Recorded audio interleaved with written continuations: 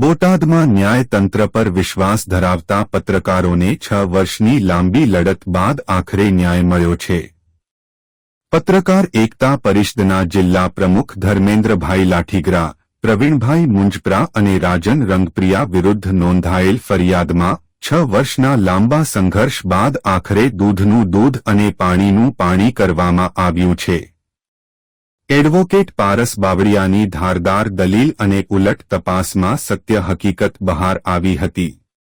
Police દ્વારા ખોટી ફરિયાદ લઈ ચાર્જશીટ કરી પ્રતિષ્ઠિત પત્રકારોને સત્તાનો દુરુપયોગ કરી ફિટ કરવાની હીન ભાવનાનો પરાજય થયો હતો।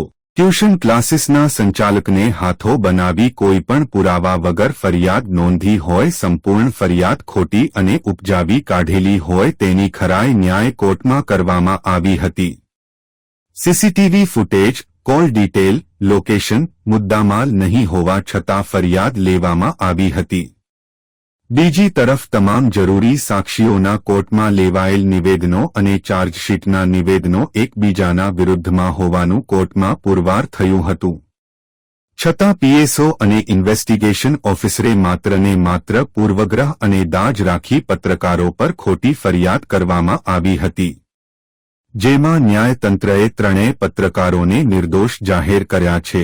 બોટાદમાં વિવિધ સંગઠનો દ્વારા પત્રકારોનું પુષ્પહાર પહેરાવી મોં મીઠા કરાવી સન્માન કરાયું હતું। ધર્મેન્દ્રભાઈ લાઠીગરા, બોટાદના પત્રકાર। આજે નામદાર કોર્ટ દ્વારા કંઈક તમને નિર્દોષ છોડવામાં આવ્યો છે અને લોકો સન્માન કરી રહ્યા છે। 2020 ની અંદર 3 પત્રકારો પર ખોટી ફરિયાદ દાખલ કરવામાં આવી હતી। રાગદ્વેષ રાખી અને ખોટી ફરિયાદમાં 3 પત્રકારોને ફસાવી દેવાનો પ્રયત્ન થયો હતો।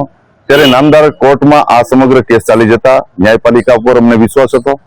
સમગ્ર કેસની છણાવટ કરી અને સત્યતા બહાર લાવવામાં આવી છે। ચોક્કસથી આ હકીકતને ધ્યાને લઈ કહી શકાય કે સત્ય પરેશાન છે, પરાજિત નહીં। મારું નામ મંજીભાઈ સોલંકી, રાષ્ટ્રીય પંચાયત એકતાના રાષ્ટ્રીય અધ્યક્ષ। આજે કોઈ પત્રકારોનું સન્માન કર્યું છે।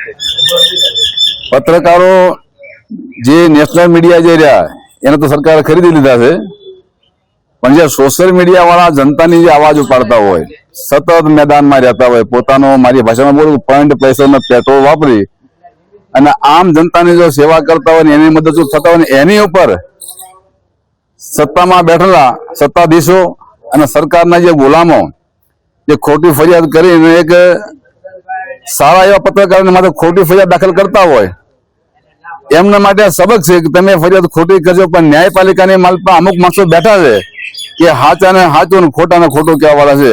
આજે ધર્મેન્દ્રભાઈ એમની ટીમની જે જીત થઈ છે, એમની માટે જે ખોટી ફરિયાદ થઈ હતી એમાં સરકારને અને ફરિયાદ કરનાર વ્યક્તિને વિચારવું જોઈએ અને શરમ આવવી જોઈએ કે આવા લોકોને મારે ખોટી ફરિયાદ ન કરાય। હું આજે મીડિયાના માધ્યમથી સરકારને પણ કહેવા માંગુ છું, જે ફરિયાદ લેતા ખોટી એવા અધિકારીને પણ ચેતવું છું, ખોટી ફરિયાદ કરશો તમારે પાછા પગલા ભરવા પડશે।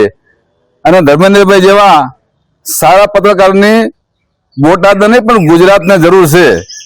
આવનારા સમયમાં પરિવર્તન લાવવું હોય તો જય ભીમ, જય ભારત, જય સંવિધાન। બોટાદ રિક્ષા એસોસિએશન પ્રમુખ દિલીપભાઈ મહારાજ।